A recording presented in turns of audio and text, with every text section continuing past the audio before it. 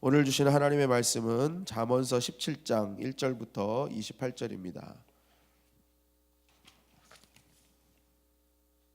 잠언서 17장 1절부터 28절, 중심구절 17절까지만 보도록 하겠습니다. 한 절씩 교독하시겠습니다.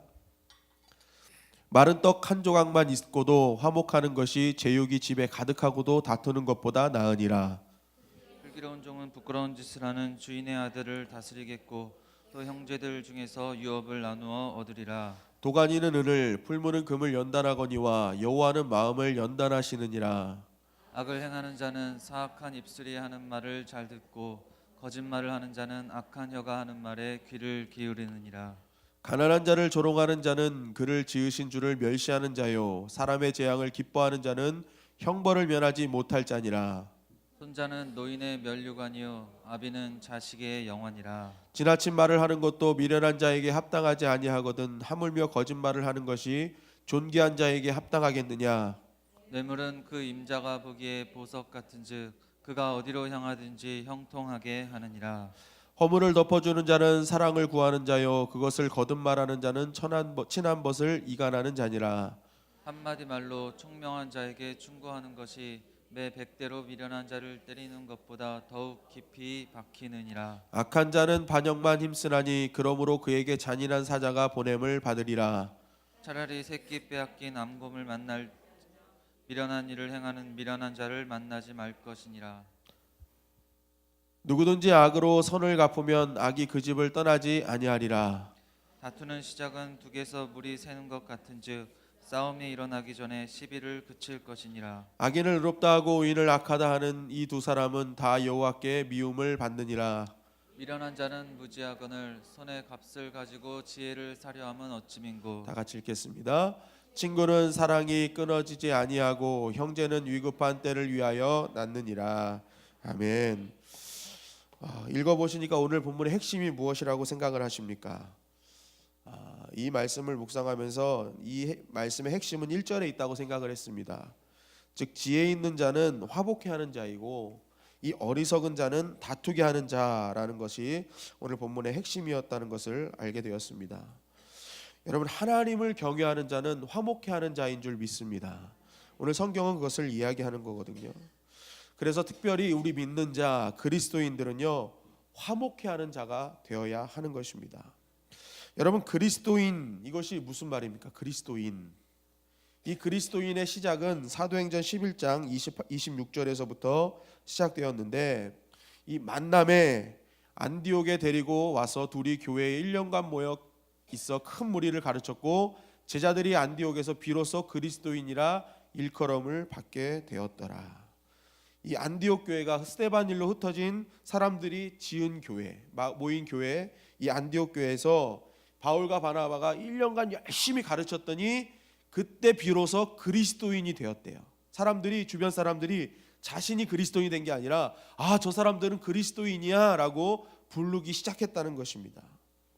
그렇다면 여기서 그리스도인이라는 뜻은 우리가 이 말씀만 유추해 봤을 때는 우리가 무엇인가를 열심히 배우면 그리스도인이라고 생각을 하는 거예요. 할 수 있어요. 하나님을 아는 지식, 예수를 아는 지식이 많아지면 그리스도인이 될 수 있다라고 우리는 이 말씀을 통해서 볼 수 있는데, 그러나 실제적인 것은 더 중요한 것이 이 그리스도인의 뜻이 있다는 것입니다. 이 그리스도인의 언어로는 크리스티아니라는 뜻이에요. 크리스티아니. 여기 인칭 명사 뒤에 아니가 붙는 거거든요. 근데 이 아니라는 뜻이 뭐냐면 누군가를 따르는 사람들이에요. 그리고 이게 군사적인 의미로도 사용됐는데 목숨 바쳐 주인의 명령에 따르는 사람, 이것이 크리스티아니였다는 거예요. 그리스도인. 즉 크리스티아니라고 했을 때는 크리스티가 그리스도거든요. 그리스도를 따르는 사람들이라는 것이죠. 즉 크리스티아니는요, 예수님을 주인으로 삼아 그 예수님의 명령에 목숨 바쳐 따르는 자들이 바로 크리스티아니, 그리스도인이라는 것입니다. 그러니까 진정한 그리스도인은 뭐예요? 아는 것으로 끝나는 것이 아니라 삶으로 가는 것이에요. 그러니까 아는 것으로 머무는 것이 아니라 가는 자들이 바로 그리스도인이라는 것입니다. 그러면 예수님의 말씀, 예수님의 삶을 그대로 따르는 자들이 그리스도인이라면 예수님이 무슨 일을 하셨는지 우리가 알아야 되잖아요. 근데 예수님이 이 땅에 오셔서 하신 일을 요한일서 2장 2절에 이렇게 기록하고 있습니다. 그는 우리의 죄들을 위한 화목제물이시니 우리뿐만 아니라 온 세상의 죄들을 위한 것이니라. 요한일서 4장 10절에 보면 여기에 사랑이 있으니 우리가 하나님을 사랑한 것이 아니요 그분이 우리를 사랑하시고 그의 아들을 우리 죄들을 위하여 화목제물로 보내신 것이라. 예수님이 이 땅에 뭘로 오셨다는 거예요? 화목제물로 오셨대요. 여기서 이 화목제물이라는 것이 구약에 있는 제사의 화목제 때 드리는 제물이에요. 근데 이 화목제라는 이 제사는 이 히브리어로 샬렘이라는 단어에서 왔습니다. 샬렘이에요. 여러분 샬렘하면 기억나는 단어가 뭐예요? 샬롬이잖아요. 그러니까 화목제는 샬롬하는 제사예요. 예배예요. 그게 뭐예요? 하나님과 화평과 평화를 누리는 제사가 화목제였어요. 그러니까 예수님이 화목 제물이 되셨다는 건 뭐예요? 예수님을 통해서 하나님과 화목해 되는 거예요.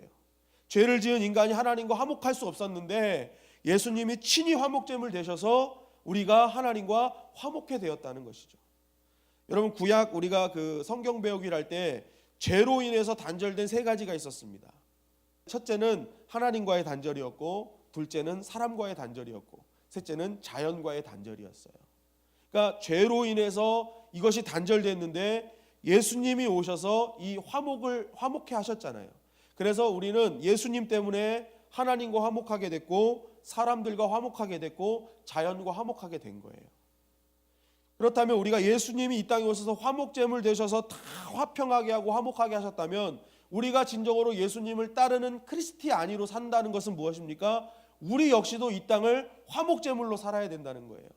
화목해 하는 사명을 갖고 살아야 되는 것이 진정한 그리스도인이라는 것입니다. 여러분 우리 주님의 영광교회 성도님들은 어디서나 주님을 따르는 화목제물이 되시기를 간절히 바랍니다. 내가 가는 곳곳마다 화목의 역사가 일어나야 돼요.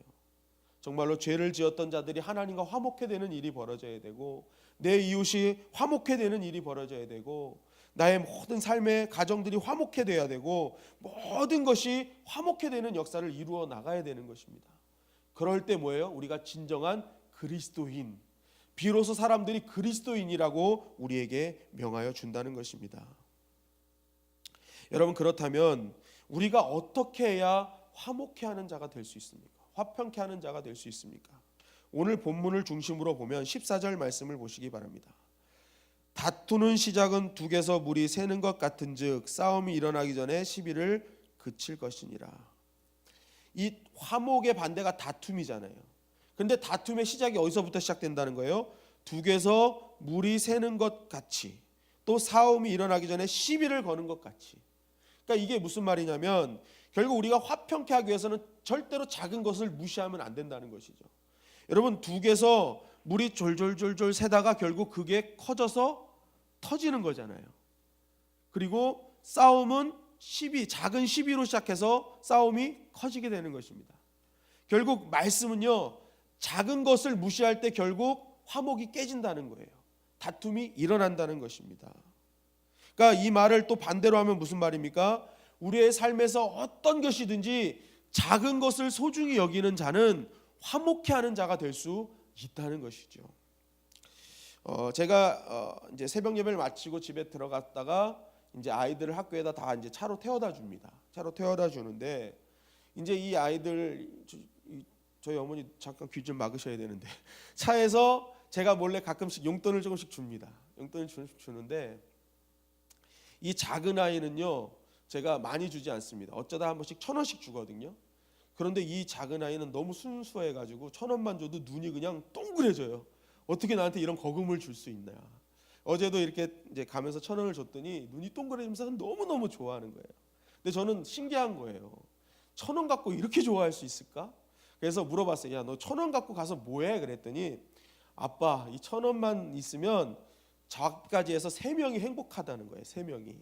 그래서 어떻게 행복해? 그랬더니 자기가 돈을 1,000원을 갖고 갔기 때문에 자신은 자신을 위해서 400원을 쓴대요. 그리고 친구 2명에게 300원씩 사준다는 거예요. 야, 도대체 그거 갖고 뭐 사 먹냐 했더니 아폴로를 사 먹는데요. 아폴로와 돌사탕을 많이 먹을 수 있대요. 제가 그 얘기를 들으면서 야, 그거 사주면 친구들이 좋아해 했더니 그런 거 신경 안 쓴대요. 자기를 좋아하는지 아닌지 신경 안 쓴대요. 그냥 자기는 사줄 뿐이래요. 근데 이 친구들이 어느 순간부터 이렇게 붙은 거예요. 그러면서 나중에 저한테 이렇게 물어봅니다. 아빠, 1,000원 갖고 200원씩 나누면 5명이 즐거울 수 있는 거지? 물어보더라고요. 그러니까 벌써 2명을 더 초청하려고 그러는 거예요. 2명을 초청하려고 그래요. 제가 이것을 들으면서 우리 희준이는 아폴로로 대동단결 시키고 있구나. 아폴로로 화목해하는 역사를 이루고 있구나. 우리한테는 정말 작은 돈 같은데 그것을 가지고 정말 자기 친구들을 행복해주는 그러한 피스메이커가 되고 있구나라는 것을 제가 어저께 이렇게 깨달았는데, 여러분 이만큼 작은 것도요 아무것도 아닌 것 같지만 화목을 이루는 엄청난 도구가 될 수 있다는 것이죠. 마태복음 13장 31절에는 천국은 마치 자기 밭에 심는 겨자씨 하나 같으니라는 말씀으로 시작됩니다. 그런데 그 쭉 말씀이 있다가 어떤 말씀이 있습니까? 그 씨가 자란 후에는 나무가 되어 그 무성한 가지에 공중 날던 새들이 와서 깃들인다라는 말씀이 있어요. 그러니까 천국이요 뭘로 시작한다는 거예요? 어떤 어마어마한 것으로 시작되는 것이 아니라 아주 작은 겨자씨 같은 믿음으로 시작된다는 거예요. 그런데 이 겨자씨 같은 믿음을 심기만 하면 그것이 엄청난 일이 벌어지죠. 어떻게 되는 거예요?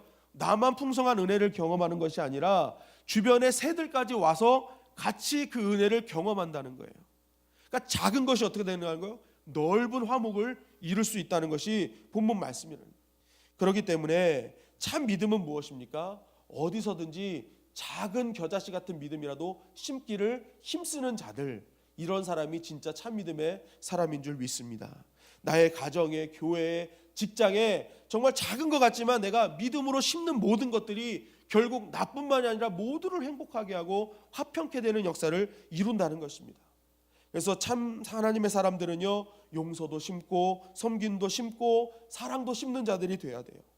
이것들은 보여지지 않는 것 같지만 이 보여지지 않는 작은 것들을 심기 시작하면 그곳에 천국이 일어나고 그곳에 놀라운 화평과 화목의 역사가 이루어지는 것입니다.